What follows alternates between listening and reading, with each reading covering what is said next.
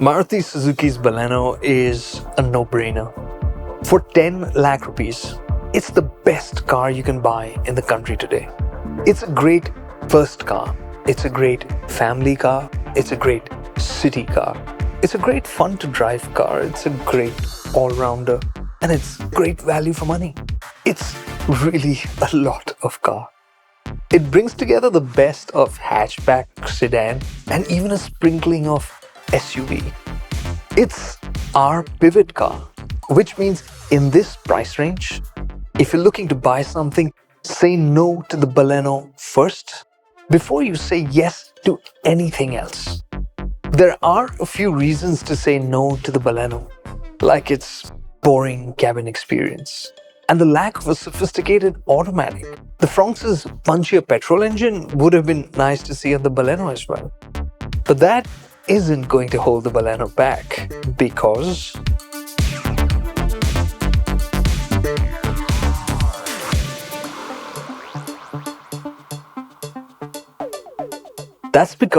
the Baleno's 1.2-liter K-Series engine is a god. It can do anything effortlessly, including reading your mind. It knows when you want to chill. Newer drivers, everyday commuters will love that about it. It becomes silent and invisible and just takes care of traffic. Even with the manual, because gear changes almost seem optional. It's that smooth and that responsive even at low revs. On open roads, it's ready and relaxed. You don't have to rev it hard to get the best out of it, but you'll want to because it feels so good. It goes from a smooth purr to a determined but soft something like that in a flash. And you'll love it as it revs up. It makes driving the Baleno so much more enjoyable. While it is easy and enjoyable, it's also efficient. In terrible traffic in the city, you'll see 13 kmpl. On easy expressways, it'll go up to 21 to 23 kmpl. Quite simply, this engine is impressive. Get it while you can. The catch is the automatic. Firstly, let me just say, not everyone needs it because the manual is smooth and light enough to use. But if you have to have it, the AMT will be functional enough. Newer drivers will find it to be smooth where most other AMTs can feel jerky. It is helpful. More experienced drivers won't find it slow or difficult. It is good enough. This AMT is a disappointment because it's not as brilliant as the engine. It uses the brilliance of the engine to get by. The K-Series deserved a CVT like Hyundai offers with the i20. But the Baleno has another advantage which the i20 can't quite match up to. That would be the Baleno's suspension, which is ace.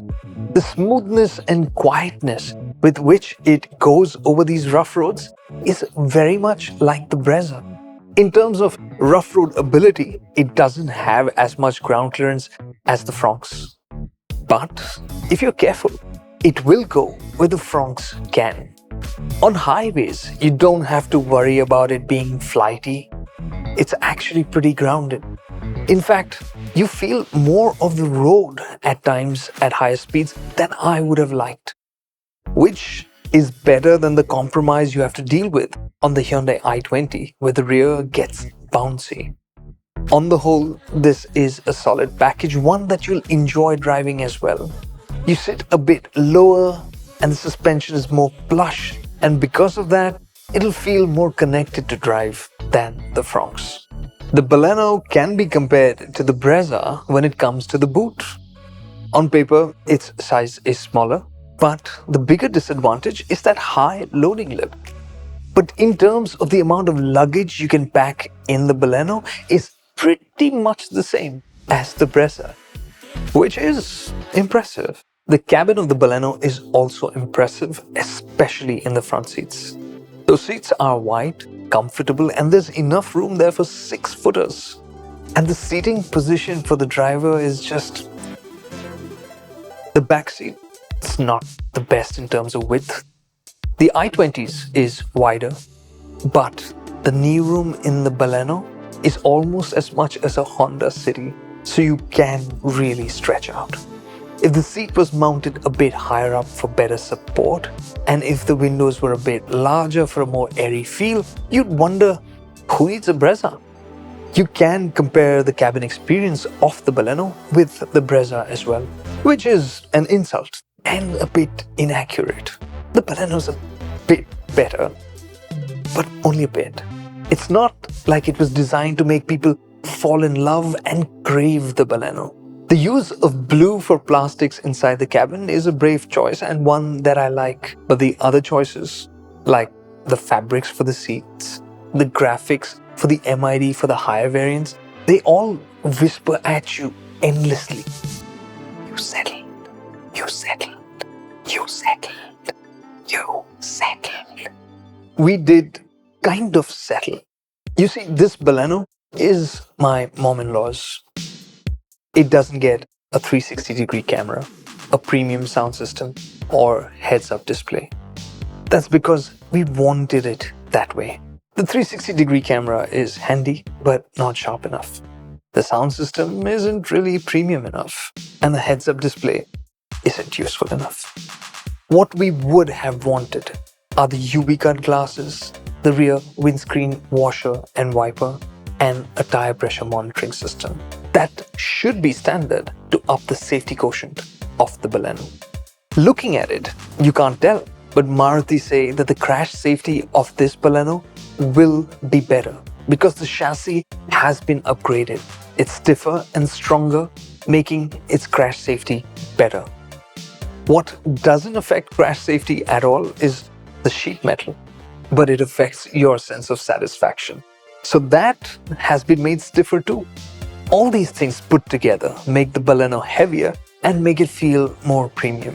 The Baleno's design hasn't really become premium at the rear.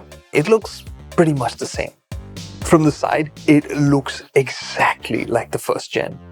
It's the face that's the big change, which looks more aggressive and makes the car look wider. To me, it feels like a Ciaz was meant to be made with this, but somehow didn't happen.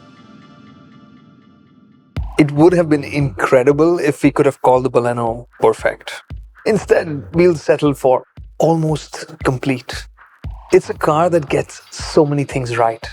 It's not just the great engine or suspension, it's the details of how things come together. The seating position, which is just perfect. The suspension, which is so enjoyable. The engine, which is so easy to drive.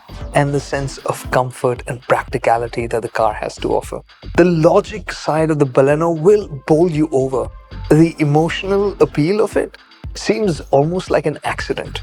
If Maruti Suzuki wanted the Baleno to win over more hearts, they would have given it a cooler cabin and more options to make it more sophisticated to drive. Despite these misses, the Baleno is still our top recommendation in this price range, which means it's the car you should be taking a close, hard look at and say no to before you say yes to anything else. Hang on, there is a better car. It's called the Toyota Glanza. It's mechanically the Baleno, but cooler. Its face certainly looks better. And on the inside, the cabin feels more premium because of lighter colors. And then there's the Toyota badge, which brings with it a more robust warranty and the promise of better service. Which means that definitely feels like the better Baleno. As for some of you who like to talk about tin ka dabba and kitna deti hai being a problem, my advice is drive one with an open mind, because otherwise the only person who's losing out is you.